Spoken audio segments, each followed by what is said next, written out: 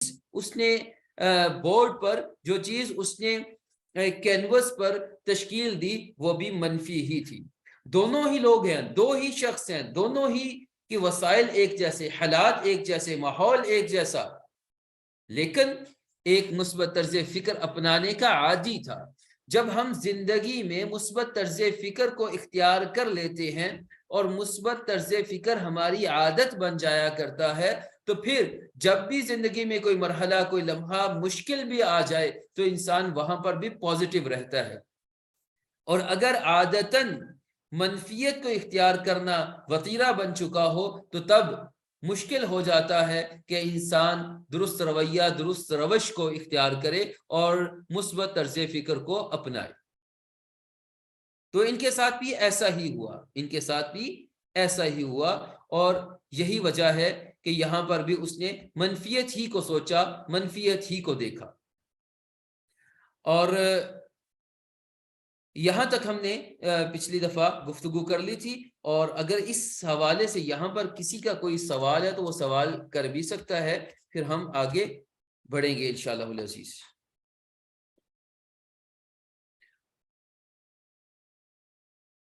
جی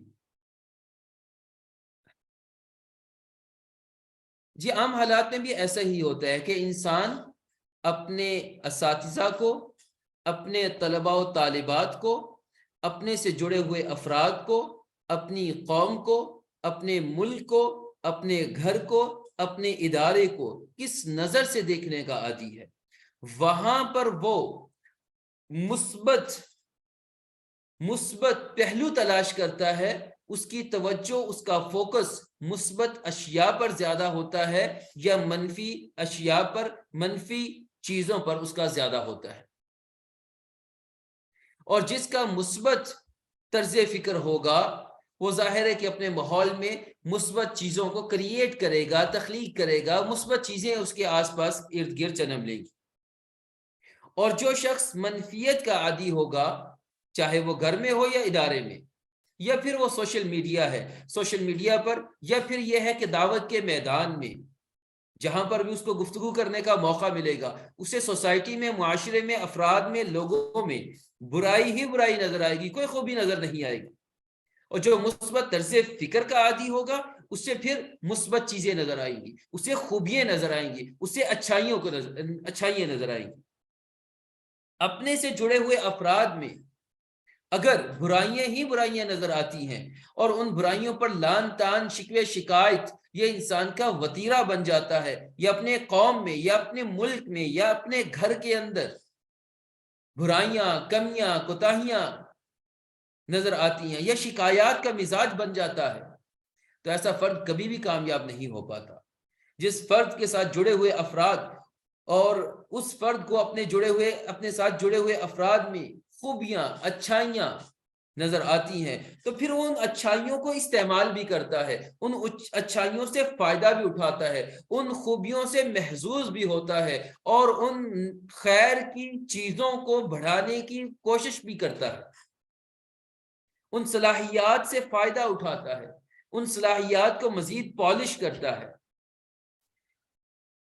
اور اتنا وہ اچھائی کو, اتنا وہ بھلائی کو, اتنا وہ بہتری کو اور خوبی کو استعمال میں لے کر آتا ہے کہ جو کمی, کوتاہی اور کمزوری ان میں رہ بھی جاتی ہے اس کو استعمال کرنے کا پھر موقع ہی اس کو میسر نہیں آتا.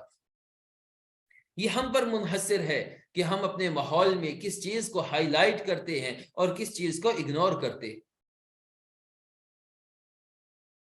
ہر فرد کمزور ہوتا ہے, کوئی بھی فرد ایسا نہیں ہے کہ جس کے اندر خوبیاں ہی خوبیاں ہوں, اور نہ ہی کوئی فرد ایسا ہے کہ جس میں خامیاں ہی خامیاں ہوں.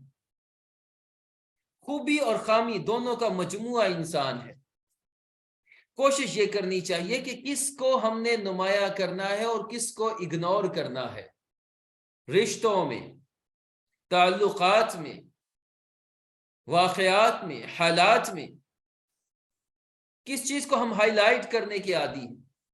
اور سب سے اہم بات کہ اپنی ذات کے تجزیے میں, اپنی ذات کے احتساب میں, خود احتسابی میں, سیلف انیلسس میں خود شناسی میں انسان کس طرح اپنی ذات کو پرکھتا ہے، جانچتا ہے۔ اگر تو کسی شخص کو اپنی ذات میں اچھائیاں ہی اچھائیاں نظر آتی ہیں اپنی ذات میں، تو وہ بھی اس کا تجزیہ، اس کا اپنے نفس کا محاسبہ، اپنی ذات کا احتساب وہ بھی درست نہیں ہوگا۔ اگر کسی شخص کو اپنی ذات میں خامیاں ہی خامیاں نظر آتی ہیں تو یہ بھی درست نہیں ہوگا۔ انسان اچھائیوں اور برائیوں دونوں کا مجموعہ ہوتا ہے۔ انسان میں خوبیاں بھی ہوتی ہیں اور کچھ کمزوریاں بھی ہوتی ہیں۔ اپنی ذات میں بھی اپنی ذات کو پرکھ کر، اپنی ذات کا تجزیہ کر کے جو اچھائیاں ہیں ان کو بڑھاوا دینا ہے۔ ایکم احسن عملا، عمل میں احسان مطلوب ہے، ان کی تحسین کرتا ہے، تزئین کرتا ہے، ان کو آراستہ کرتا ہے، مزید ان سکلز کو، ان خوبیوں کو مزید بڑھاوا دیتا ہے، اور جو کمیاں ہیں ان پر قابو پانے کی کوشش کرتا ہے، جو کمزوریاں ہیں ان پر قابو پانے کی کوشش کرتا ہے۔ اسی طرح اپنے ساتھ جڑے ہوئے افراد جو ہیں ان افراد کی اچھائیوں کو استعمال کرنا، اور جو خامی ہے، جو کمزوری ہے، کمزوری کو استعمال نہ کرنا۔ کمزوری اگر معلوم ہو جائے کہ فلاں شخص کی یہ کمزوری ہے، فلاں شخص کی یہ خامی ہے، اس خامی کو پھر بھی استعمال کرے، اور استعمال کرنے کے بعد وہ اپنی اس خامی کی بدولت کام کو اچھے انداز سے نہ کر سکے اور پھر شکوہ کرنا، تو یہ تو زیب دیتا نہیں ہے، یہ تو مناسب بھی نہیں ہے۔ اس پر انشاءاللہ ہم مزید آگے بات کریں گے اور وہاں پر یہ بات زیادہ واضح طور پر سمجھ بھی جائے گی۔ تو یہاں پر صرف اتنا ہے کہ اپنی ذات کو بھی دیکھنا ہے کہ میرے اندر کون سی اچھائی ہے اور کون سی خامی ہے، کون سی میری کمزوریاں ہیں اور کون سی میری طاقت اور خوبیاں ہیں۔ طاقت کو بڑھاوا دینا اور خامی کو کنٹرول کرنا، اور پھر اسی طرح اپنے ماحول کا تجزیہ دینے، اپنے گھر میں، اپنے ادارے میں، اپنے کلاس روم میں، کہ میرا ایٹیٹیوڈ کیا ہے۔ میں ہمیشہ برائی کو ہائی لائٹ کرتا ہوں یا کرتی ہوں، یا پھر اچھائی کو ہائی لائٹ کرتی ہوں، اور کبھی کبھار مہینے میں یا کسی دفعہ کوئی برائی یا کوئی خامی سامنے آ بھی جائے تو اس کو اگنور کر دیتی۔ گھروں میں دیکھا ہوگا بچے کے اندر ہزار خوبیاں ہوتی ہیں، لیکن ذرا سا کوئی فالٹ کر دیا، ذرا سا کوئی اس نے نقصان کر دیا، سارے ہی ٹوٹ پڑتے ہیں اس کی طرف۔ گویا کہ ہم میں، بچے میں جو سب سے نمایاں چیز نظر آتی ہے وہ خامی ہی ہے، اور خامی ہی کو ہم اتنا زیادہ ہائی لائٹ کر رہے ہیں، نمایاں کر رہے ہیں۔ جو اس بچے میں بے شمار خوبیاں ہیں ان خوبیوں کو کیوں اگنور کر رہے ہیں؟ حالانکہ ضرورت تو اس بات کی تھی کہ ہم اس بچے میں موجود اچھائیوں کو ہائی لائٹ کرتے، اور جو اس کی کمزوری، خامی یا کوئی نقصان کر بیٹھتا ہے اس کو ہم اگنور کرتے، ہم اس کو اگنور کرتے۔ ہمیں اپنے تربیتی نظام کا جائزہ لینا ہوگا کہ ہم گھر کے اندر، درسگاہ کے اندر بچے کے سے کوئی کوتاہی، کمی ہو جائے تو ہر وقت اسی کو لان تان کا نشانہ بناتے ہیں، یا پھر جو اچھائی ہوتی ہے اس کو زیادہ پروموٹ کر رہے ہوتے ہیں۔ اسی طرح دوست احباب اور دیگر تعلقات میں اگر کسی سے کوتاہی ہو جاتی ہے تو اسی سے اس کو یاد بار بار دلایا جاتا ہے، یا اس کی کسی اچھائی کو بھی اتنا ٹائم اور اتنا فوکس اس پر کیا جاتا ہے۔ اس کو بھی ہم دیکھیں۔ اور اسی طرح دعوت کے میدان میں لوگوں میں اچھائیاں بھی پائی جاتی ہیں، لوگوں میں خوبیاں بھی پائی جاتی ہیں، لوگوں میں دین کا رجحان بھی پایا جاتا ہے۔ ہمیں صرف ان کی کمیاں، کوتاہیاں ہی نظر آتی ہیں، یا ان اچھائیوں پر ان کی تحسین کرنا، انہیں خوشخبری سنانا، انہیں نوید سنانا، کیا یہ بھی ہوتا ہے؟ رسول اللہ صلی اللہ علیہ وسلم کا طرہ امتیاز یہ تھا کہ آپ علیہ الصلوۃ والسلام خیر کو اجاگر کیا کرتے تھے، حالات جیسے کیسے بھی ہوں وہ خیر کو نمایاں کیا کرتے تھے۔ طائف کا موقع رسول اللہ صلی اللہ علیہ وسلم کی زندگی کا سب سے مشکل ترین دن تھا۔ احد کے بعد سیدہ عائشہ رضی اللہ تعالی عنہ پوچھتی ہیں رسول اللہ صلی اللہ علیہ وسلم سے، یا رسول اللہ، اس احد کے دن سے بھی زیادہ سنگین، اس احد کے دن سے بھی زیادہ تکلیف دہ دن کوئی آپ کی زندگی میں آیا ہے؟ فرمایا رسول اللہ صلی اللہ علیہ وسلم نے، اگرچہ 5 سال کا عرصہ گزر چکا تھا، پھر بھی فرمایا عائشہ طائف کا دن بڑا مشکل دن تھا۔ ان مشکل حالات میں جب رسول اللہ صلی اللہ علیہ وسلم تکلیف سے چور چور تھے، اس موقع پر بھی اللہ کے نبی نے وہاں پر دعا فرمائی اور ان کے لیے خیر کی دعا فرمائی اور ان کے لیے امید کا اظہار کیا کہ اس قوم کے آنے والی نسل میں سے شاید کوئی مسلمان ہو جائے، تو اس لیے اے اللہ تعالیٰ اس قوم کو عذاب نہیں دینا۔ یہاں پر بھی امید کو برقرار رکھا۔ یہ آپ کو ایک تصویر نظر آ رہی ہوگی کولر کی، اور الیکٹرک واٹر کولر بھی نظر آتی ہیں چا بچا، اور یہ یوم آزادی کے دن اس تصویر کو نشر کیا گیا کہ جب تک پانی کا کولر اور گلاس قید ہیں، ہم تب تک نہ آزاد ہو سکتے ہیں اور نہ ہی ترقی کر سکتے ہیں۔ جیسے مرضی ہے حکمران بنا دو، کوئی فرق نہیں پڑے گا، پہلے معاشرتی سوچ بدلنی ہوگی، پہلے معاشرتی سوچ بدلنی ہوگی۔ یقیناً آپ لوگوں نے اس طرح کے جملے، اس طرح کی عبارات بھی پڑھی ہوں گی، اور اس طرح قید میں کولر بھی دیکھے ہوں گے، اور گلاس، زنجیر سے بندھا ہوا گلاس بھی دیکھا ہوگا۔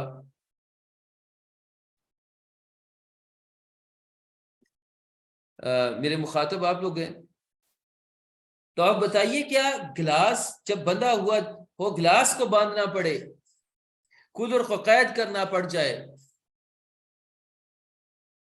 جہاں پر ٹوٹیاں چوری ہو جاتی ہوں وہ محفوظ نہ ہوں، ان کو بند کرنا پڑے، کیا وہ قوم ترقی کر سکتی ہے؟ چیٹ باکس موجود ہے۔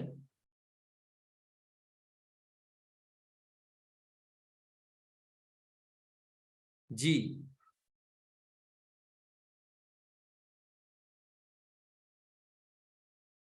دیکھیں، یہی چیز تو دیکھنے کی بات ہے کہ ہمیں قید میں بند یہ کولر تو نظر آ رہا ہے، زنجیر میں جکڑا ہوا گلاس تو نظر آ رہا ہے، لیکن ہمارے ہی کسی بھائی اور بہن نے اپنے خون پسینے کی کمائی سے اس کولر کو خریدا، یہاں پر روزانہ ٹھنڈا پانی بھرتا ہے، یا الیکٹرک واٹر کولر نصب کیا تاکہ لوگ پیاس بجھا سکے، اس کی بجلی کا انتظام، اس کے پانی کا انتظام ہمارا ہی بھائی کوئی کر رہا ہے۔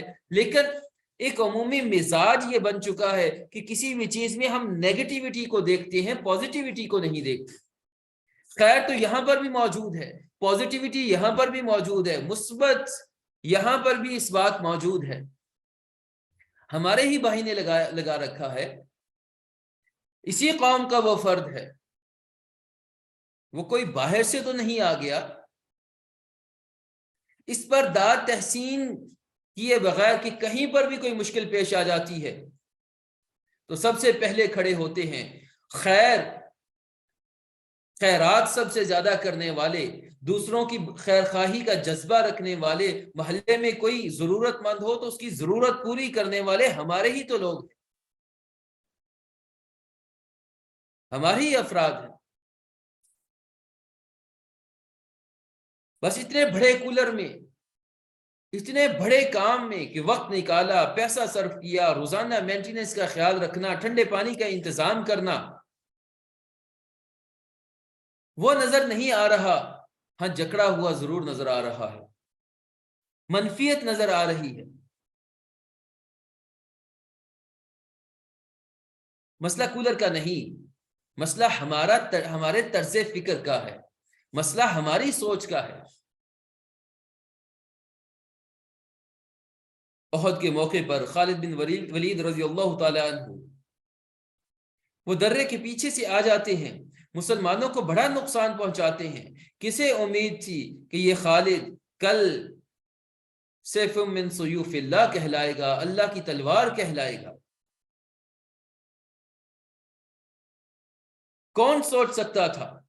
یہ ہوتی ہے امید، کہ حالات جیسے بھی ہوں، واقعات جیسے بھی ہوں، افراد جیسے بھی ہوں، خیر کی امید رکھنا یہ ایک مومن کا شیوا ہے۔ ہم اپنی قوم، اپنے ملک کو کیسا دیکھتے ہیں، اپنے گھر کو کیسا دیکھتے ہیں، اپنے بچوں کو، اپنی شریک حیات کو کیسا دیکھنا چاہتے ہیں، یہ ہم پر منحصر ہے، نہ کہ ان پر۔ ہم خیر کو اجاگر کرتے ہیں، خیر کو ہائی لائٹ کرتے ہیں، اچھائیوں کو ہائی لائٹ کرتے ہیں، یا پھر خامیوں کو؟ کس کو ہائی لائٹ کرتے ہیں، کس کو نمایاں کرتے ہیں، اور کس کو اگنور کرتے ہیں؟ اگنور بھی تو حل ہے۔ جس کو جتنا ہائی لائٹ کریں گے وہ ماحول میں اتنا زیادہ پروموٹ ہوگا، اتنا زیادہ پھیلے گا۔ جس کو جتنا اگنور کریں گے وہ اتنا ہی اپنی موت مرتا چلا جائے گا۔ ہم نے اپنا ماحول خود کریٹ کرنا ہے۔ اگر ہم پازیٹیو ہوں گے تو ہمارا ماحول پازیٹیو ہوگا، ہم نیگیٹو ہوں گے تو ہم نیگیٹو ماحول کریٹ کر رہے ہوں گے۔ ہم پازیٹیو ہوں گے تو ہمارے ساتھ جڑے ہوئے افراد پازیٹیو ہونا شروع ہو جائیں گے۔ ہم نیگیٹو ہوں گے تو ہمارے ساتھ جڑے ہوئے افراد وہ نیگیٹو ہونا شروع ہو جائیں گے۔ یہ ہم پر منحصر ہے، اس کے انحصار ہم پر ہے کہ ہم کس چیز کو ہائی لائٹ کرتے ہیں، کس چیز کو نمایاں کرتے ہیں، امید کو کرتے ہیں یا پھر نا امیدی کو کرتے ہیں، یقین کو کرتے ہیں یا شک کو کرتے ہیں۔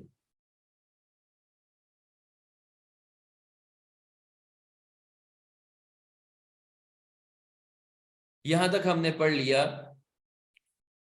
پیراڈائم کے بارے میں، طرز فکر کے بارے میں، کہ طرز فکر ہمارا وہ بہت حد تک اثر انداز کرتا ہے، ہم پر ہوتا ہے، اور طرز فکر یہ بنتا کیسے ہے، تشکیل کیسے پاتا ہے، اس کے حوالے سے بھی ہم نے مختصر گفتگو کر لی، اور پھر کس طرح یہ طرز فکر ہماری عملی زندگی پر اثر انداز ہوتا ہے، اس کے حوالے سے بھی ہم نے پڑھ لیا۔ تو یہاں تک جتنا ہم نے پڑھا ہے، اس سے متعلق اگر کوئی کسی کا کوئی سوال ہے تو کر لیجئے، پھر ہم آگے بڑھیں گے۔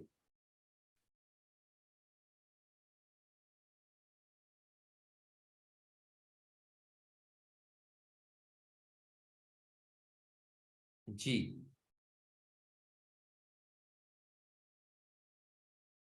چلیں، بالکل ٹھیک ہے، اگر سمجھ آ گئی تو پھر ہم آگے بڑھتے ہیں۔ یہ ہمارا جو بچپن کیا ہماری پرورش ہوتی ہے، نشو و نما ہوتے ہیں، خاندان، حالات، واقعات، اور گھر میں جو افراد رہنے والے ہیں، اسی طرح ادارے کے با اثر افراد، ادارے کا ماحول، یہ سارا ہی ہمارا پرسپیکٹو پیراڈائم بناتا ہے۔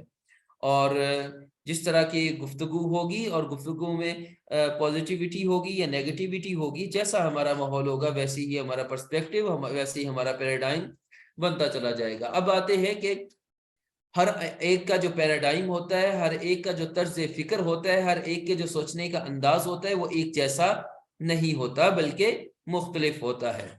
جیسے یہ آپ کے سامنے یہ کچھ، یہ 3 ہے یا 4 ہے؟ جی بتائیے، یہ 3 ہے یا 4 ہے؟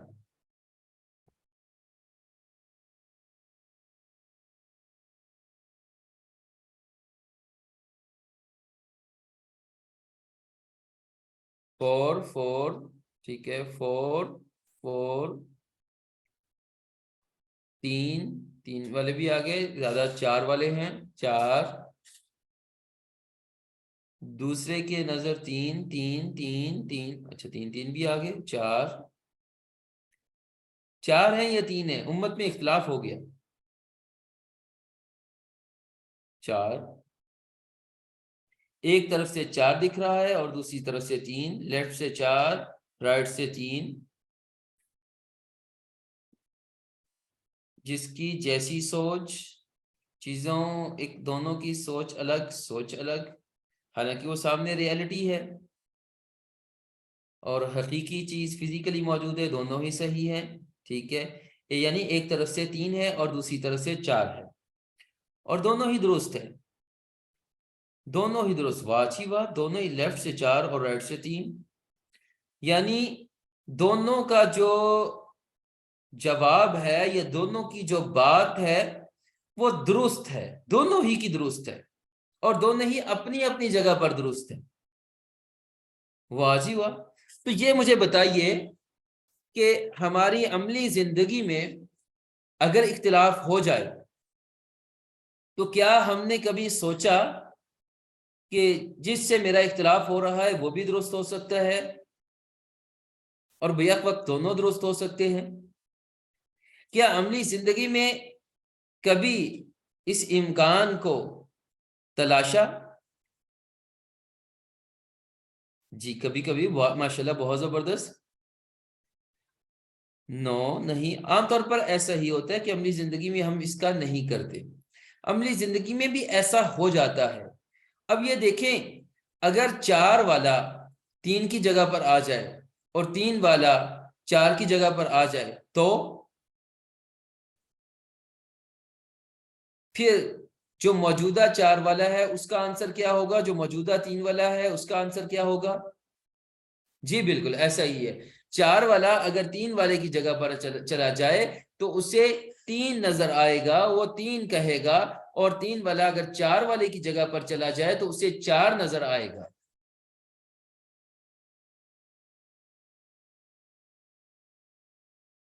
بالکل ٹھیک ہے، بالکل درست ہے، ایسا ہی ہے۔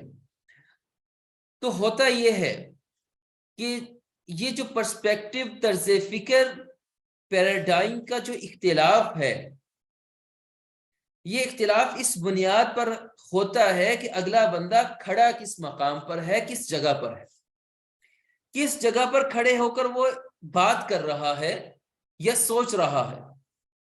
طرز فکر، پرسپیکٹو کا زیادہ تعلق اس بات پر ہے۔ مثال کے طور پر والد اور بیٹی والد سے کوئی فرمائش کر رہی ہے، مطالبہ کر رہی ہے، اور والد اس مطالبے کو نہیں مان رہا۔ والد ہونے کی حیثیت سے نہیں مان رہا۔ اگر بیٹی والد کی جگہ پر جا کر دیکھے کہ والد جو ہے وہ والد ہونے کی حیثیت سے، اگر میں والد ہوتی تو میں اس بات کو مان لیتی یا نہیں مانتی، میں جو یہ موقف اختیار کیا ہے یہ کس بنیاد پر اختیار کیا ہے۔ اسی طرح والد اگر بیٹی کی جگہ پر چلے جائیں تو بیٹی کی بات کو سمجھنا آسان ہو جائے گا، اس کے جذبات کو سمجھنا آسان ہو جائے گا۔ اسی طرح اگر ایک استاد اور شاگرد کا لے لیں، اسی طرح جو ادارہ ہے، ادارہ کی انتظامیہ کا، اور طلبہ و طالبات یا اساتذہ کا لے لیں، جو بندہ بھی کوئی فیصلہ کرتا ہے، بات کرتا ہے، وہ اپنے مقام، جس جگہ پر وہ کھڑا ہے، جو اس کا عہدہ ہے، جو اس کا رول ہے، جو اس کا کردار ہے، جو اس کا سٹیٹس ہے، اس کے مطابق وہ بات کر رہا ہوتا ہے، اس کے مطابق وہ فیصلے کر رہا ہوتا ہے۔ اور اسی طرح جس شخص نے جس ماحول میں، جن حالات میں، جن تجربات اور مشاہدات کی روشنی میں پرورش پائی، اس کا طرز فکر تشکیل پایا، اس کے نظریات بنے، اس کے عقائد بنے، وہ اپنے اس طرز فکر پر کھڑے ہو کر بات کر رہا ہوتا ہے۔ اس کی سوچ اتنی ہوتی ہے۔ اس کی مثال یوں بھی لے لیجئے کہ ایک شخص اپنے ملک میں رہ کر اپنے ملک کے حالات و واقعات کے مطابق بات کرتا ہے، اور دوسرا شخص اپنے ملک کے حالات و واقعات کے مطابق بات کر رہا ہوتا ہے۔ ایک بندے کا ایکسپوئر جو ہوتا ہے وہ دنیا کے بہت سارے ممالک کا ہوتا ہے، وہ ان کو دیکھ کر ان کے حالات، ماحول، واقعات، کلچر، ثقافت اور دیگر باتوں سے وہ جو تجربات اور مشاہدات کی روشنی میں وہ بات کر رہا ہوتا ہے۔ ہر ایک اپنے پرسپیکٹو، پیراڈائم سے بات کر رہا ہوتا ہے۔ ضرورت اس بات کی ہے کہ اگلے بندے کے پرسپیکٹو کو دیکھتے ہوئے بات کی سمجھی جائے، دیکھا جائے، کہی جائے۔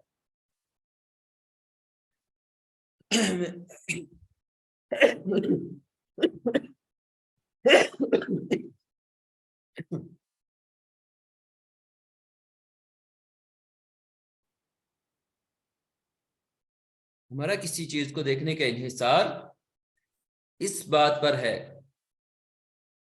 کہ ہم کہاں کھڑے ہیں۔ وہ جو مثال ہم نے پڑھی تھی سرخ لینز والے بچے کی تو اس سے اندازہ لگا لیں کہ وہ بچہ اپنے پرسپیکٹیو پیراڈائم سے سوچ رہا ہے، کیونکہ اسے سرخ ہی نظر آ رہا ہے۔ وہ اگر سرخ بچے کے مقام پر جا کر آپ دیکھیں گے، سوچیں گے، تو آپ کو بات زیادہ اچھی اور زیادہ بہتر سمجھ آ جائے گی۔ بسا اوقات چیزوں میں اختلاف محض زاویہ نگاہ کی تبدیلی کی وجہ سے ہوتا ہے، اصل اختلاف نہیں ہوتا، مخالفت نہیں ہوتی، صرف محض طرز فکر میں تبدیلی کی وجہ، زاویہ نگاہ میں تبدیلی کی وجہ سے ہوتا ہے۔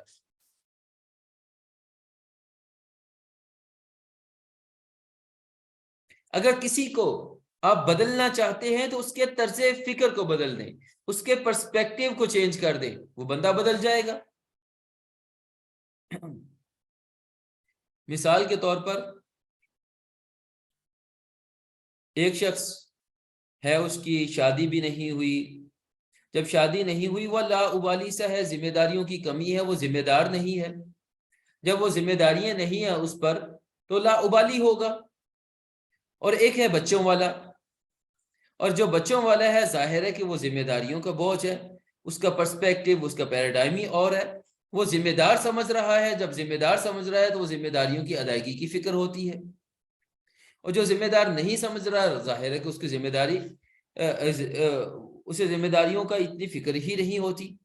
یہی وجہ ہے کہ طلبہ و طالبات میں اگر کوئی زیادہ تنگ کرنے والا ہو، کسی معاملے میں سست ہو، تو اس کو انچارج بنا دیا جائے۔ جب انچارج بنا دیا جاتا ہے، جب ذمہ دار بنا دیا جاتا ہے، تو وہ اپنے کام کو زیادہ بہتر انداز سے کرنا شروع ہو جاتا ہے، سستی دور ہو جاتی ہے۔ یہ پرسپیکٹیو کی تبدیلی۔ پہلے وہ لا ابالی پن، غیر ذمہ دار زاری کا اظہار، ذمہ دار محسوس نہ کرنا، جب اسے ذمہ داری کا احساس دلایا گیا تو پھر وہ ذمہ دار بن گیا، پھر وہ کیا ہو گیا؟ وہ ذمہ دار بن گیا۔ جب انسان ذمہ دار بن جاتا ہے تو پھر ذمہ داریوں کی ادائیگی شروع کر دیتا ہے۔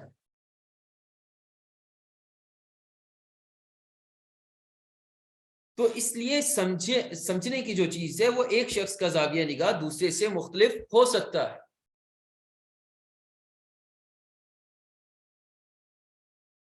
ایک تو یہ ہم نے سمجھ لیا کہ ہمارا زاویہ نگاہ کیا ہوتا ہے، دوسرا ہم نے کسی حد تک یہ سمجھ لیا کہ ایک زاویہ نگاہ دوسرے سے مختلف ہو سکتا ہے، تیسرا ہم یہ بھی سمجھنے کی کوشش کریں گے کہ ہمیں دوسروں کے زاویہ نگاہ کی سمجھنے کی کوشش کرنی چاہیے، اور جو دوسروں کا زاویہ نگاہ ہے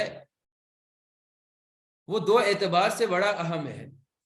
دوسروں کا زاویہ نگاہ سمجھنا دو اعتبار سے بڑا اہم ہے۔ پہلا یہ کہ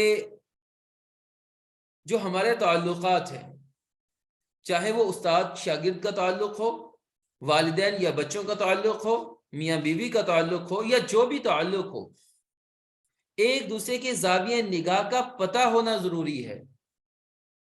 اس لیے کہ اگر مجھے پتا ہوگا کہ فلاں شخص کو اپنی دنیا کیسی نظر آتی ہے تو اسے میں اپنی بات بہتر انداز سے سمجھا سکتا ہوں، میں بہتر انداز سے اپنی بات سمجھا سکتا ہوں۔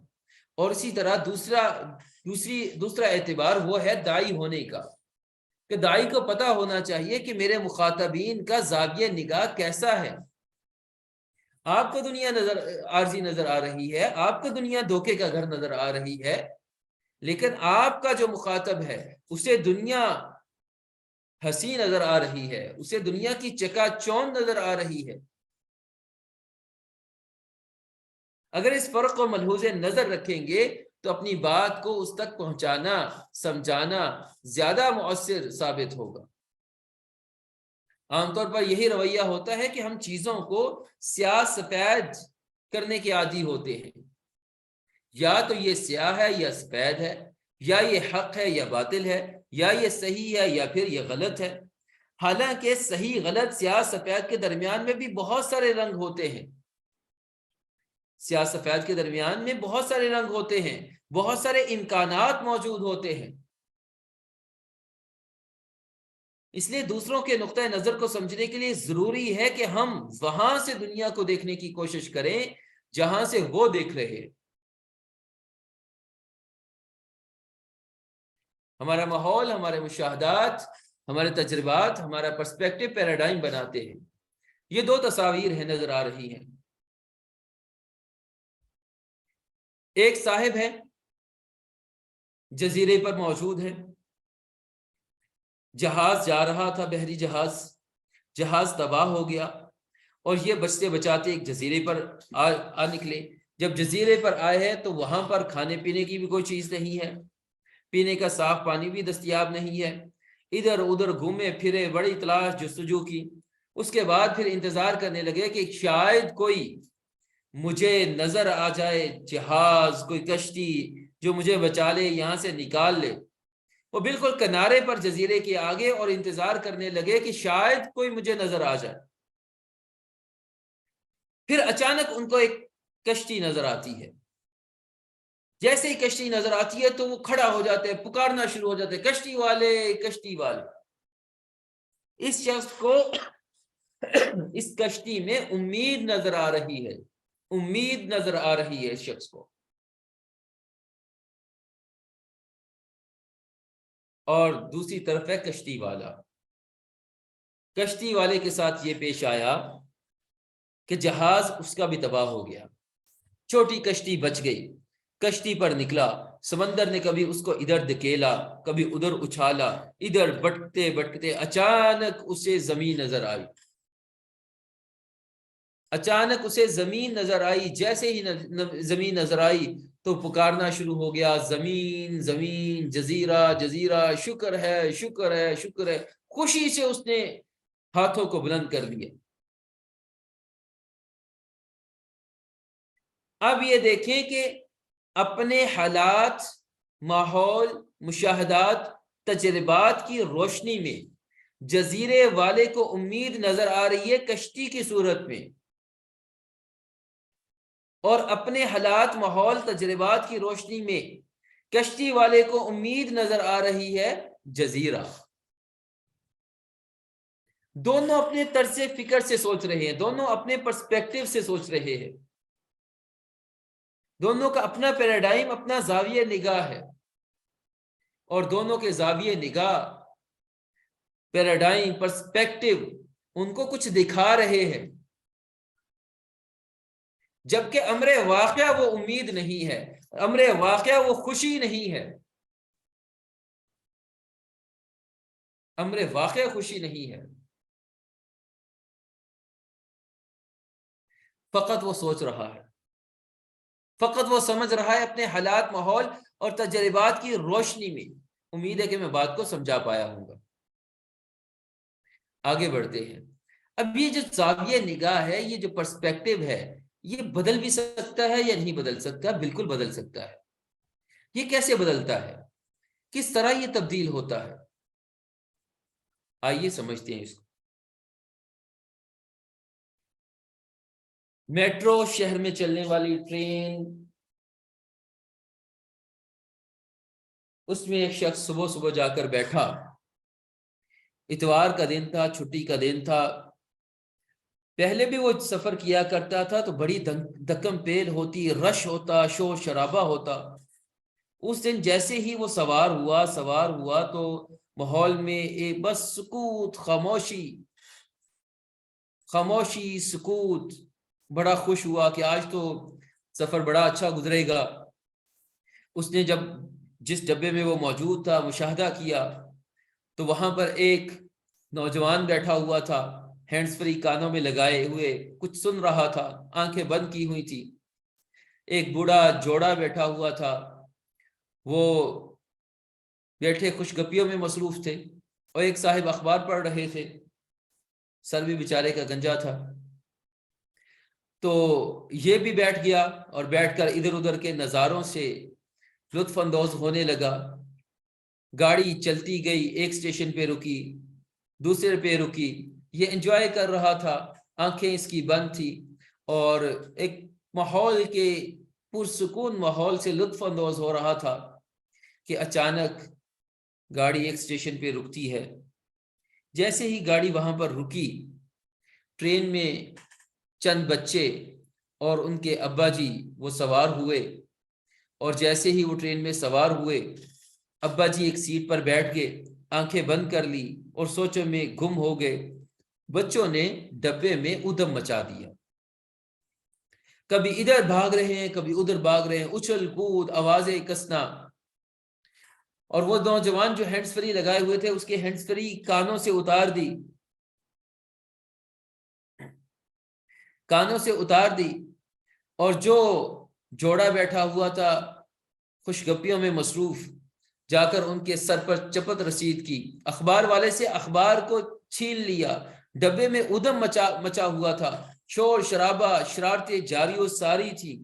اچانک وہ صاحب اٹھ بیٹھے اور اٹھ کر کہنے لگے, پہلے تو بچوں کی طرف دیکھا, پھر ان کے والد کی طرف دیکھا. بچے ادھم مچا رہے ہیں اور ابا جی پرسکون انداز سے آنکھیں بند کیے ہوئے بیٹھے ہوئے ہیں. تو ان صاحب کو بڑا غصہ آیا کہ دیکھو کیسا یہ انسان ہے, کیسا یہ شخص ہے, چپ کر کے خاموشی سے بیٹھا ہے اور بچوں کی شرارتوں کو نہیں دیکھ رہا کہ بچے کس قدر ٹرین میں ادھم مچا رکھا ہے بچوں نے, اور کس قدر ماحول کو انہوں نے ڈسٹرب کر رکھا ہے. کیسا ہے یہ شخص, کیسا بے حس ہے, اسے ذرا بھی پرواہ نہیں.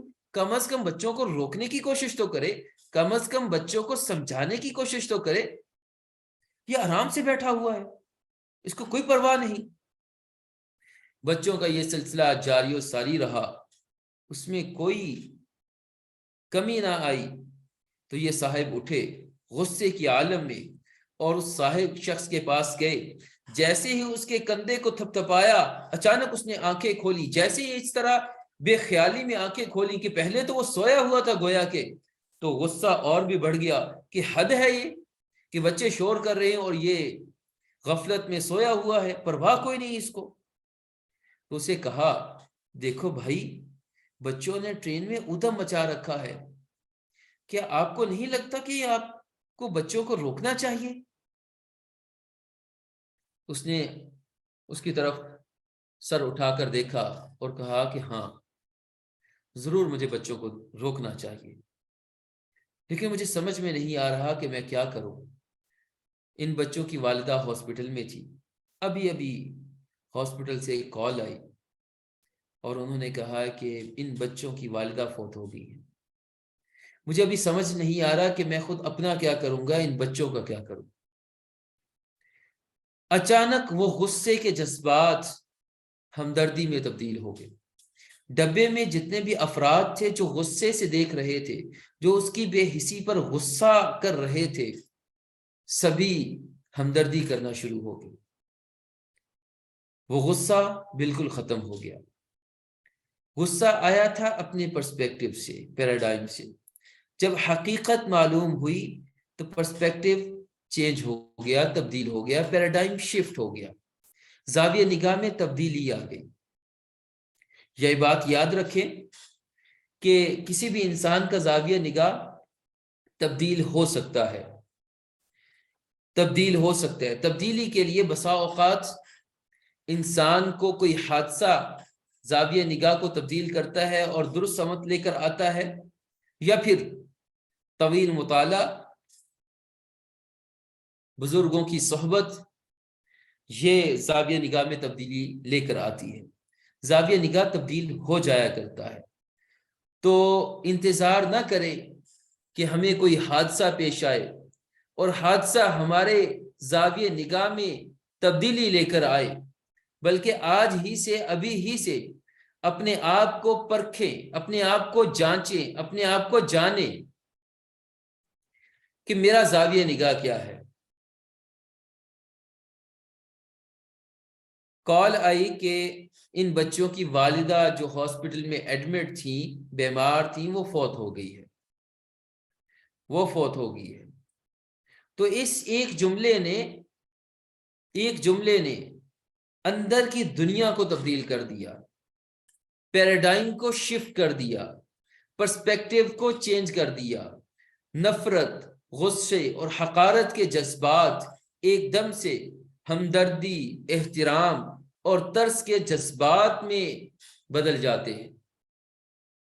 نفس الامر میں کچھ نہیں بدلا, بچے بھی اب بھی ویسا ہی کر رہے ہیں جیسا وہ پہلے کر رہے تھے, لیکن اس شخص کی دنیا بدل گئی. کیوں؟ زاویہ نگاہ بدل گیا. جہاں پہلے کھڑے ہو کر دیکھ رہا تھا وہاں سے اسے ایک اور فرد دکھائی دے رہا تھا، جہاں سے اب کھڑے ہو کر دیکھ رہا ہے وہ فرد کچھ اور دکھائی دے رہا ہے۔ جب زاویہ نگاہ بدل گیا تو انسان کی پوری شخصیت، انسان کے جذبات، انسان کے احساسات، سب کچھ بدل جاتا ہے۔ یہ طاقت ہے زاویہ نگاہ کی، یہ پاور ہے زاویہ نگاہ کا، پاور ہے زاویہ نگاہ کی۔ تو یہ زاویہ نگاہ بدلتا کیسے ہے؟ تو حادثاتی طور پر بھی بدل جاتا ہے۔ کوئی حادثہ پیش آئے اور حادثے نے زاویہ نگاہ تبدیل کر دیا۔ کسی خاندان میں کوئی فرد اللہ کو جا ملا تو کسی شخص کی زندگی میں تبدیلی آ جاتی ہے۔ معروف مبلغ جو ہیں سعید انور، وہ اپنا واقعہ سناتے ہیں کہ جب ان کی پہچان ایک کھلاڑی کی تھی اور وہ بہت عروج پر تھے، پیسہ بے شمار تھا، شہرت تھی، دولت تھی، ڈاکٹر آگے پیچھے تھے، بیٹی بیمار ہوگی لیکن اس کے باوجود شفا نہ ہوئی، اور علاج معالجہ سب کچھ کروایا، سب کچھ دستیاب تھا، بچی نہ بچ سکی، تو ان کا پرسپیکٹو بدلا، ان کا پیراڈائم شفٹ ہوا کہ یہ دولت، یہ شہرت، یہ عارضی چیزیں ہیں، اصل جو ہے وہ اللہ سے تعلق ہے، وہ اللہ سے قریب ہوتے چلے گئے۔ یہ حادثاتی تبدیلی ہے، اور کبھی تبدیلی ہوتی ہے طویل مطالعاتی اور علمی سفر سے۔ امام غزالی کی یہ مثال ہے، طویل علمی سفر طے کرنے کے بعد ان کی زندگی میں ایک بڑا ٹرن آیا، بڑی تبدیلی آئی۔ کبھی کوئی تربیتی پروگرام انسان کی زندگی میں تبدیلی لے آتا ہے، کبھی کوئی کتاب لے آتی ہے، کبھی کوئی تربیتی سیشن لے آتا ہے، کوئی واعظ، کوئی لیکچر لے آتا ہے، اور کبھی کوئی انسان لے آتا ہے، اور کبھی کوئی استاد لے آتا ہے۔ تو اس لیے ہمیں اپنا طرز فکر، اپنا پیراڈائم، اپنا پرسپیکٹو، اس کو پہ غور کرتے رہنا چاہیے کہ یہ درست ہے یا درست نہیں، اور درست کرنے کی کوشش کرنی چاہیے۔ جب بھی کوئی شخص اپنا رویہ بدلنے کی کوشش کرتا ہے تو اس کے کچھ طریقے ہوتے ہیں۔ مثال کے طور پر یہ پرسپیکٹو کا تبدیل ہونا، چینج ہونا، اللہ رب العزت قرآن مجید میں فرماتے ہیں انما یخشی اللہ من عبادہ العلماء۔ یہاں پر کیا بتایا گیا ہے؟ کوئی بتائے گا مجھے؟ انما یخشی اللہ من عبادہ العلماء، اس آیت مبارکہ میں کیا بتایا گیا ہے؟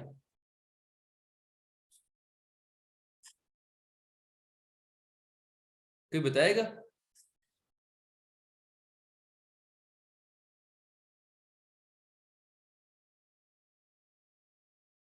انما یخشی اللہ من عبادہ العلماء، کہ اس آیت میں ایک پرسپیکٹو، ایک پیراڈائم یہ ہے کہ اس میں علم کی فضیلت بیان کی گئی ہے، اور علم کی بدولت، علم کی فضیلت کی بدولت علماء کی فضیلت بیان کی جا رہی ہے کہ اصل تو ڈرتے ہیں علماء اللہ رب العزت سے۔ انما یخشی اللہ من عبادہ العلماء، علماء کی فضیلت، اور یہ زاویہ نگاہ اپنی جگہ پر بالکل درست ہے۔ ایک اور زاویہ نگاہ ہے اس آیت کو دیکھنے کا، وہ یہ ہے کہ یہاں فضیلت بیان نہیں ہو رہی بلکہ عالم ہونے کا معیار بتایا جا رہا ہے۔ انما یخشی اللہ من عبادہ العلماء، کہ علماء وہی ہو سکتے ہیں کہ جن کے دل میں خشیت خداوندی ہو، علماء وہی ہو سکتے ہیں کہ جنہیں اللہ تعالیٰ کی خشیت حاصل ہو۔ محض الفاظ کا آ جانا، علم کا حاصل ہو جانا، یہ کسی کو عالم نہیں بنا دیتا،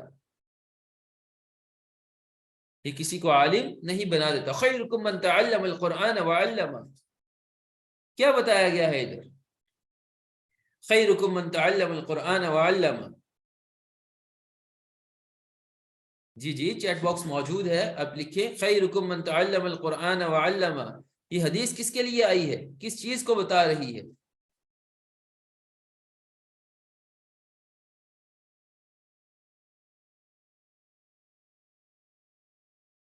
قرآن مجید سیکھنے اور سکھانے والوں کی فضیلت ایسا ہی ہے کہ تم میں سے بہترین وہ ہے جو قرآن سیکھیں اور سکھائیں۔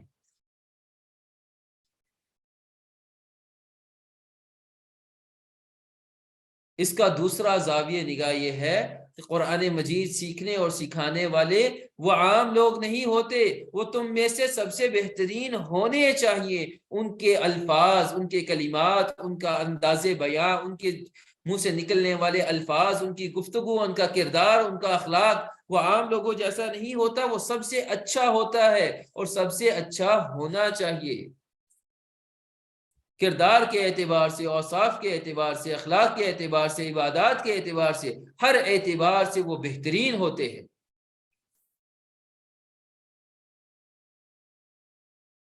اس لیے انسان کا جو زاویہ نگاہ ہوتا ہے وہ انسان کا رویہ، انسان کا کردار زاویہ نگاہ ہی سے تشکیل پاتا ہے۔ انسان کے رویے اور انسان کے کردار کی بنیاد اس کا زاویہ نگاہ ہوتا ہے۔ جب بھی آپ کسی کا رویہ بدلنا چاہیں، کسی کا کردار بدلنا چاہیں، تو اس کا شارٹ کٹ راستہ جو ہے وہ یہ ہے کہ اس کے زاویہ نگاہ کو تبدیل کر دیا جائے۔ یہاں سے کسی سے مراد کوئی اور نہیں، میں خود ہوں۔ اگر ہم نے اپنے آپ کو بدلنا ہے، اپنے کردار کو بدلنا ہے، اپنے رویے کو بدلنا ہے، اپنے مزاج کو بدلنا ہے، تو اس کا شارٹ کٹ یہ ہے کہ زاویہ نگاہ، چیزوں کو دیکھنے کا انداز، اس کو بدلیں، پھر ہمارا کردار، پھر ہمارا اعمال وہ خود بخود بدلنا شروع ہو جائیں گے۔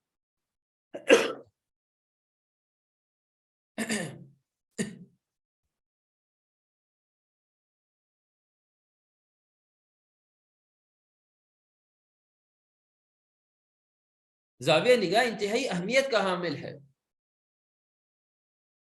کہ اس کا چیزوں کو دیکھنے کا انداز کس طرح کا ہوتا ہے، وہ کن چیزوں پر یقین رکھتا ہے، وہ چیزوں کو کیسے سمجھتا ہے، وہ کیسے سوچتا ہے، اس کی بنیاد پر اس کا کردار اور اس کا رویہ تشکیل پاتا ہے۔ اگر رویہ ٹھیک نہیں، کردار ٹھیک نہیں اور ان کو بدلنا ہے،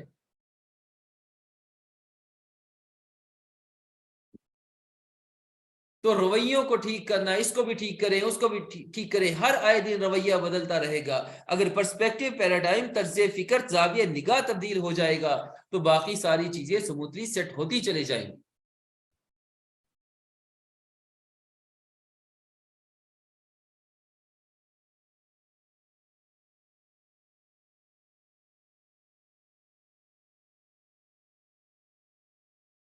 جی، ابھی ہم نے پڑھ لیا زاویہ نگاہ کیا زاویہ نگاہ کیا ہے، اور زاویہ نگاہ ایک شخص کا دوسرے سے مختلف ہو سکتا ہے، اور زاویہ نگاہ انسان کی زندگی پر کس طرح اثر انداز ہوتا ہے، اور زاویہ نگاہ کی جو تبدیلی ہے وہ تبدیلی کیوں اور کس طرح ضروری ہے، یہ ساری گفتگو ہم نے کر لی۔ تو ابھی تک کی جو گفتگو ہوئی ہے اس سے متعلق اگر کسی کا کوئی سوال ہے تو وہ سوال کر لیجئے، اور پھر ہم آپ سے اجازت چاہیں گے۔